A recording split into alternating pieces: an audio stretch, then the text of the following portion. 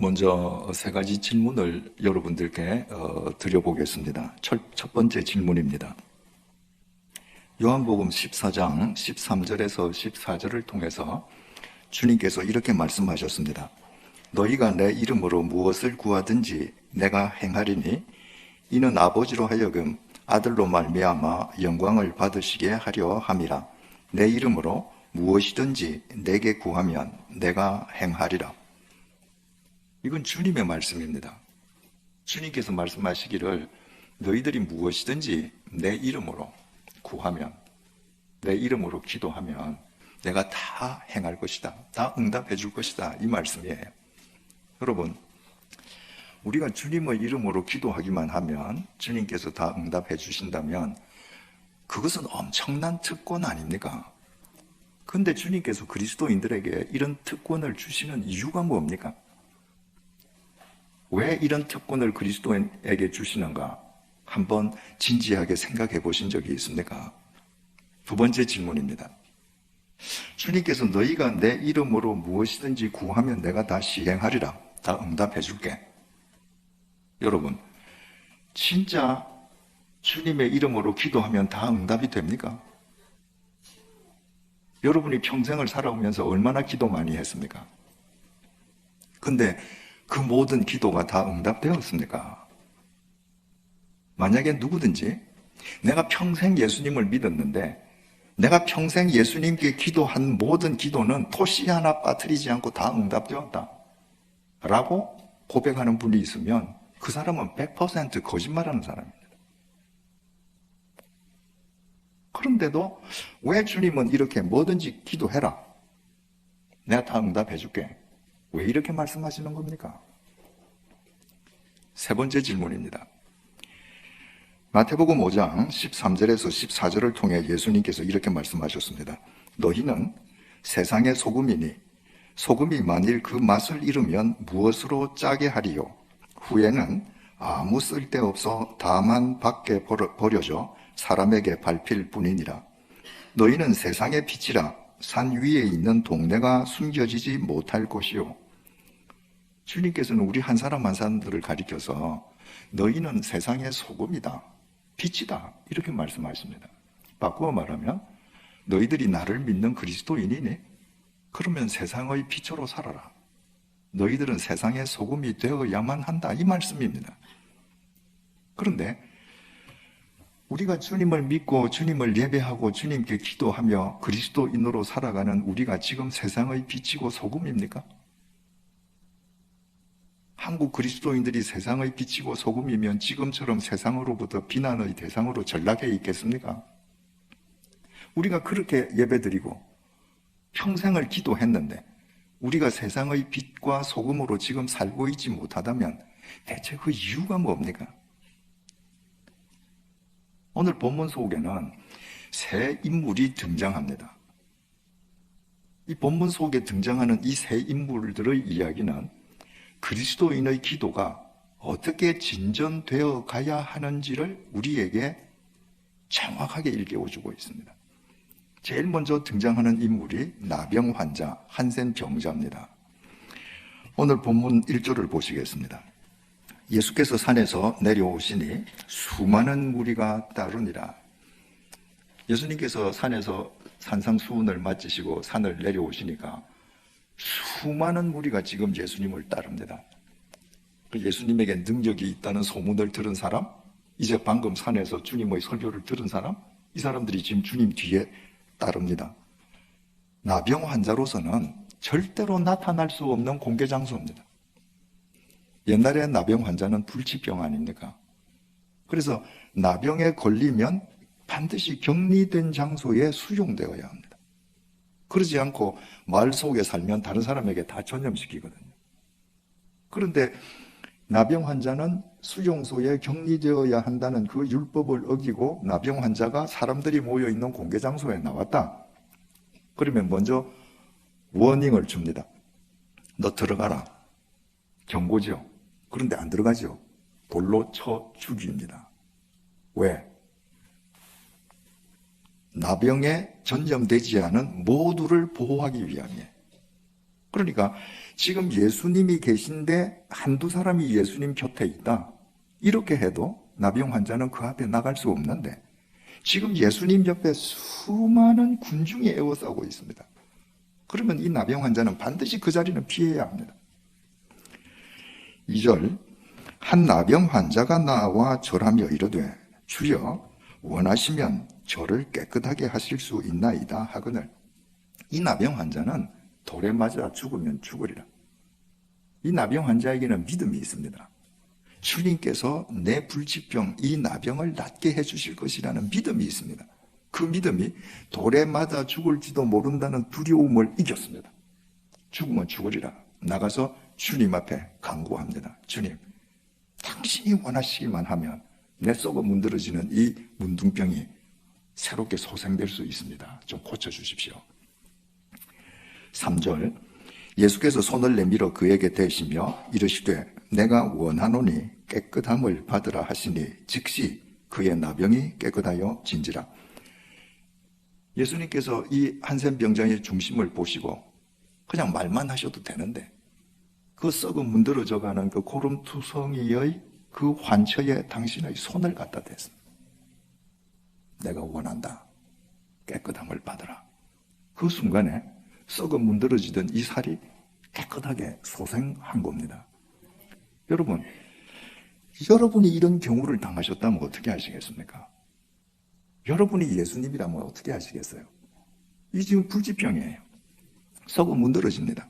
나는 죽을 때까지 격리된 장소에서 가족과 떨어져서 살다가 거기서 죽어야 해요. 그런데 내가 믿음으로 예수님을 찾아 나아가서 간구를 했더니 이 고름투성이의 살이 어린아이 피부처럼 깨끗하게 소생이 됐습니다.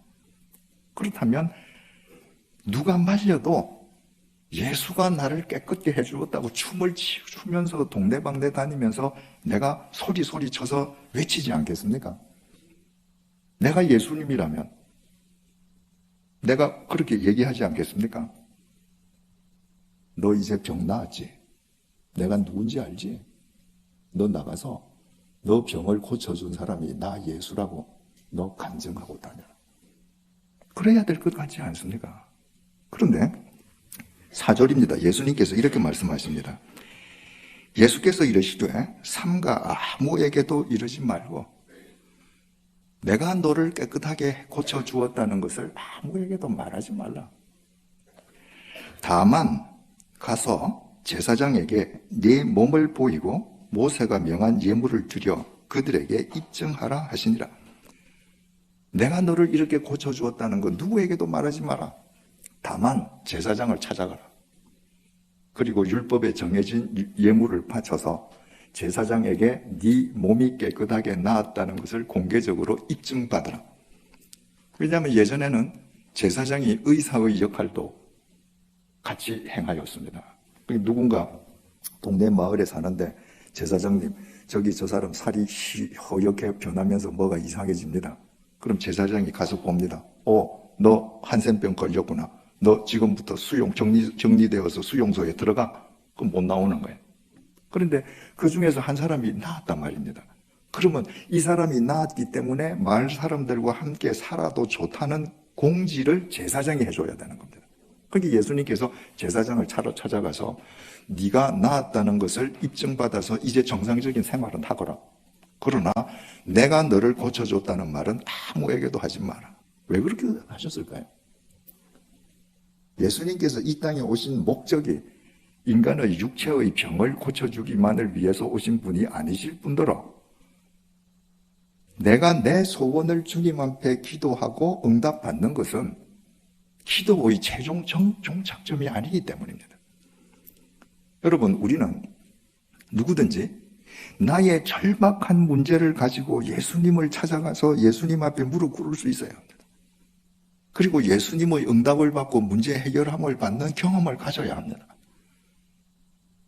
내가 내 문제를 예수님에게 아뢰고 예수님께서 내 기도를 응답하셔서 내 문제를 해결해 주시는 이 영적인 신앙적인 경험이 없으면 예수님은 나의 주님이 될 수 없습니다.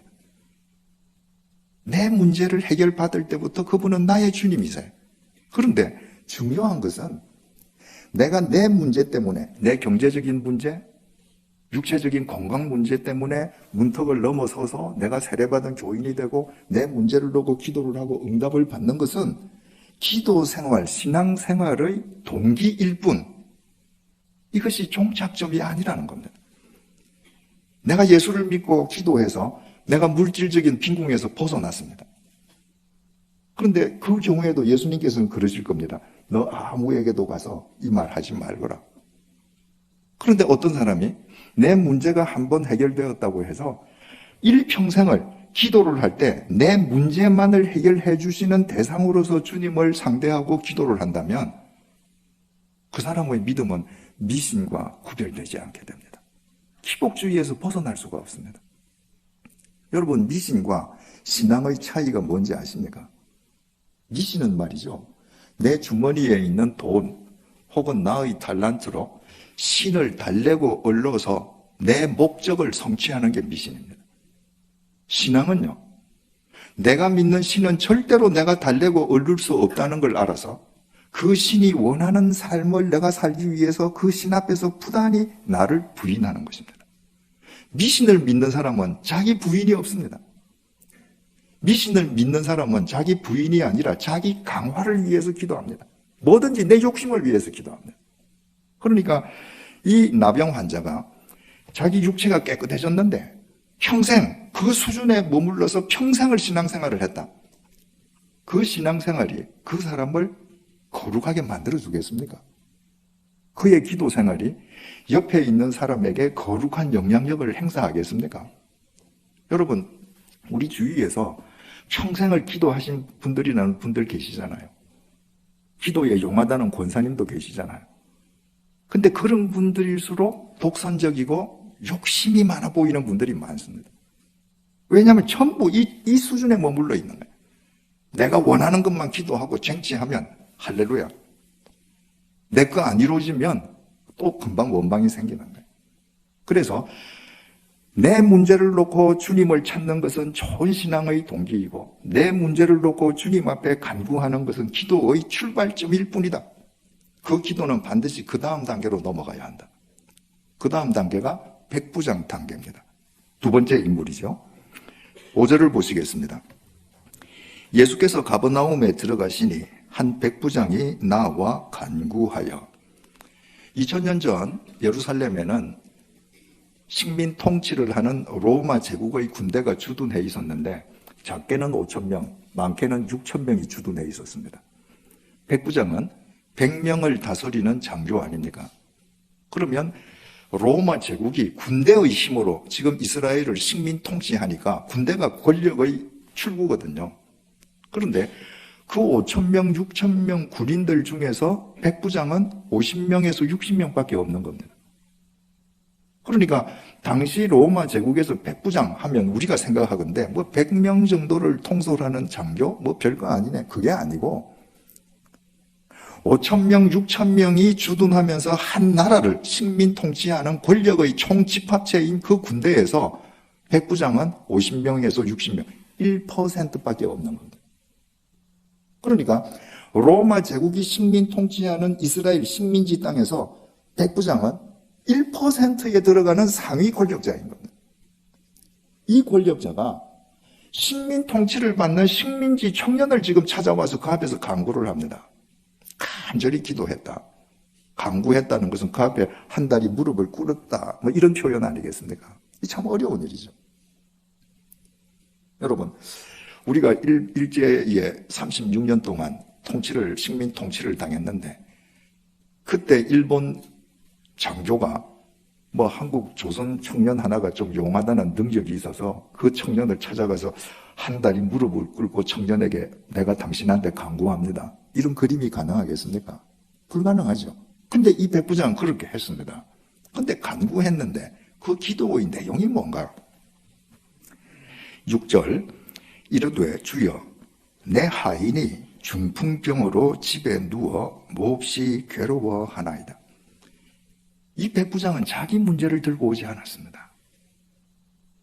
다른 사람의 문제를 들고 온 거예요.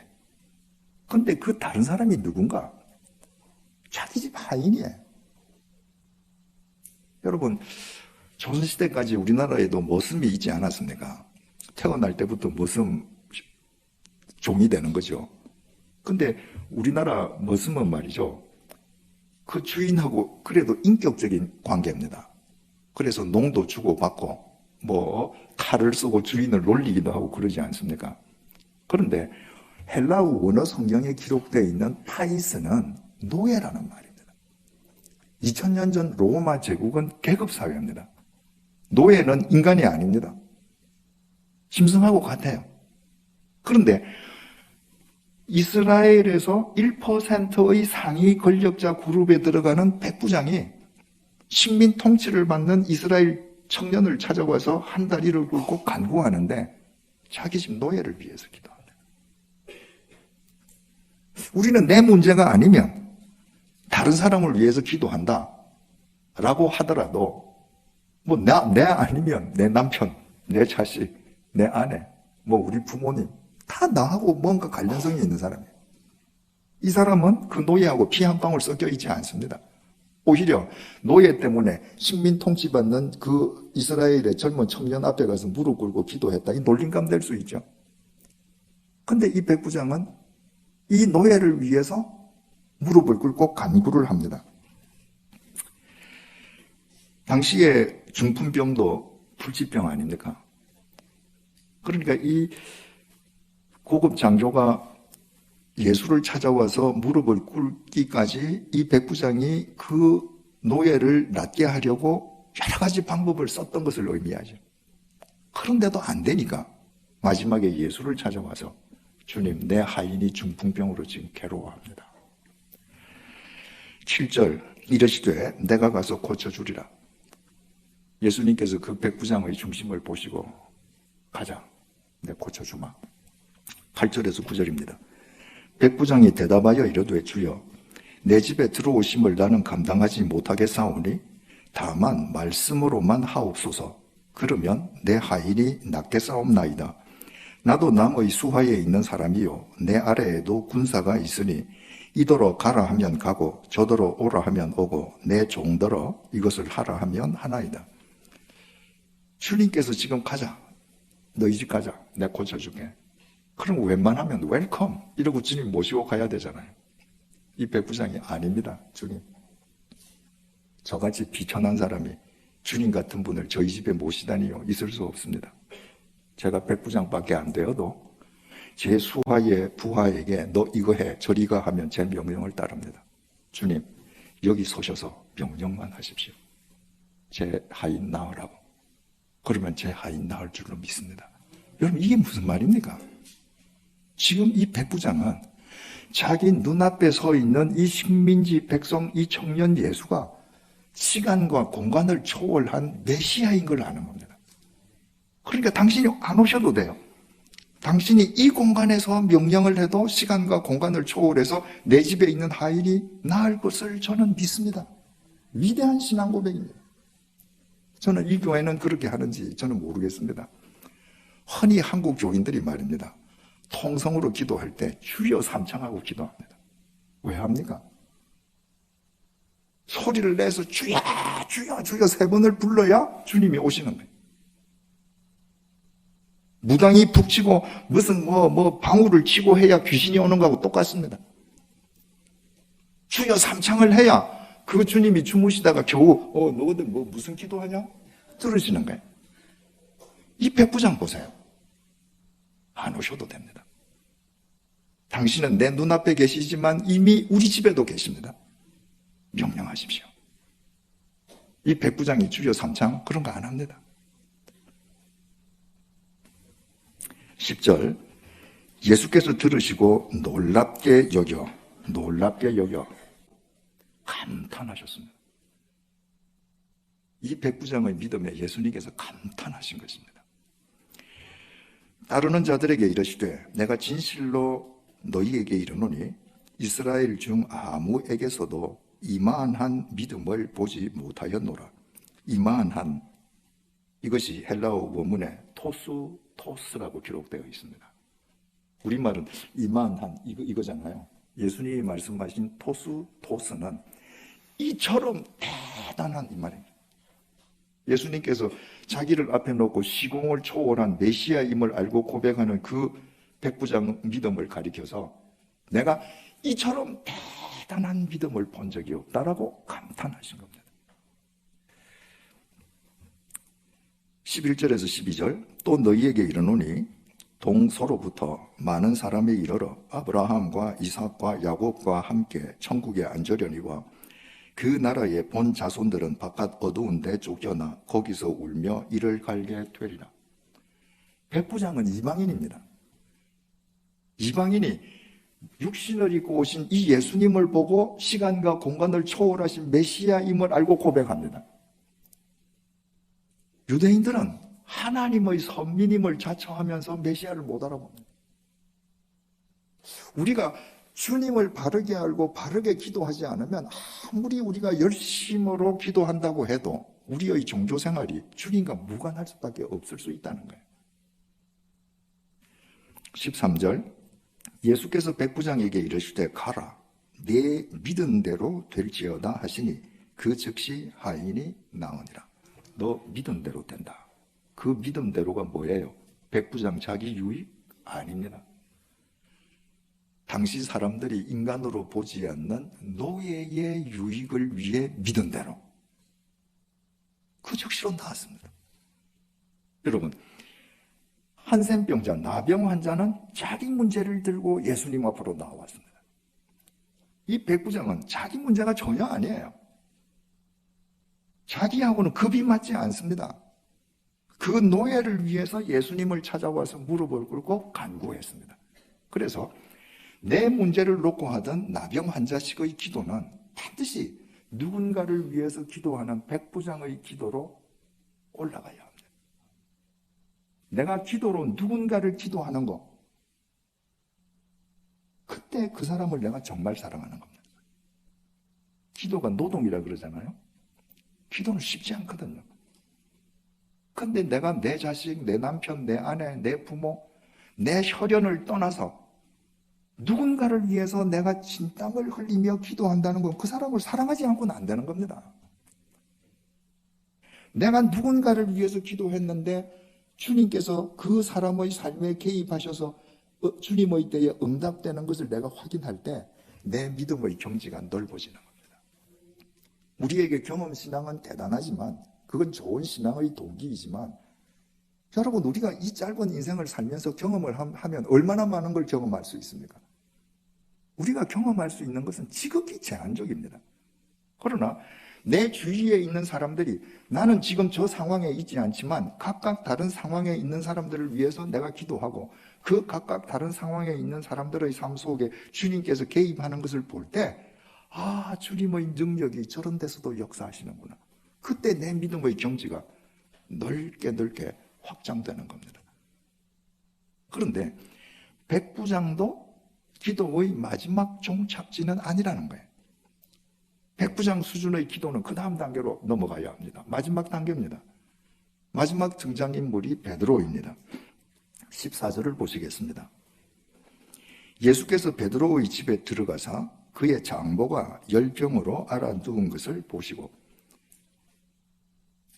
당시는 철저하게 가부장 사회였기 때문에 유대 사회가 부모는 반드시 아들이 부양을 하는 겁니다. 그러니까 베드로 장모는 베드로 처남이 부양을 해야죠. 그런데 무슨 이유인지는 알 수 없습니다. 베드로 장모에게 베드로 아내인 딸 이외에는 자식이 없었는지, 그 집이 몰락했는지, 아들들이 전부 다 망했는지, 어쨌든 베드로는 결혼해서 장모를 모시고 살았습니다. 이 장모가 열병에 걸렸습니다. 자, 첫 번째 나병 환자, 백부장이 하인 문제를 가지고 왔던 하인의 중풍병, 베드로 장모 열병, 이게 다 불치병이에요. 열병도 걸리면 그냥 열나다가 죽는 거예요. 그런데 예수님께서 베드로와 함께 베드로의 집에 들어가셔서 베드로 장모가 열병으로 지금 앓아 누워서 열이 펄펄 끓는 걸 보셨습니다. 베드로에게는 절호의 기회 아닙니까? 예수님 옷자락 딱 붙잡고, 예수님, 네, 안 그래도 예수님 청하려고 했는데 우리 집 잘 들어오셨습니다. 우리 장모님 좀 고쳐주세요. 베드로에게는 더 이상 좋은 기회가 있을 수 없습니다. 15절입니다. 그의 손을 만지시니 열병이 떠나가고 여인이 일어나서 예수께 수종들더라. 베드로는 한마디도 기도하지 않았습니다. 그런데 예수님께서 베드로의 장모가 열병으로 앓아 누운 것을 당신이 보시고 당신의 손으로 만져서 낫게 해주셨습니다.